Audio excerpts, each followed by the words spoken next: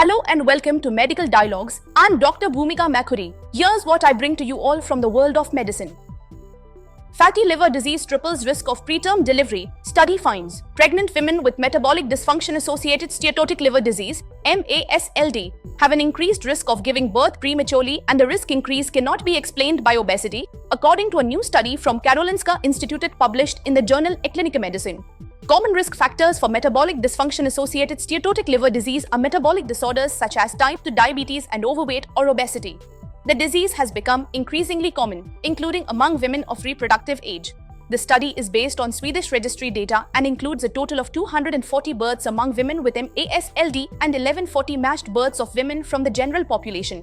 Women with MASLD were more than 3 times more likely to give birth prematurely. The risk did not increase with MASLD severity, and the increase in risk persisted even when compared to overweight or obese women without known MASLD. Women with MASLD also had a 63% higher risk of cesarean section than the control group. However, this seems to be explained by high BMI, as no increase in risk was seen compared to overweight or obese women without fatty liver disease. This suggests that the association is not only due to a high BMI and that the liver disease itself can have negative effects, explains lead author Carol A. Marksa, postdoctoral researcher at the Department of Medical Epidemiology and Biostatistics, Karolinska Institutet.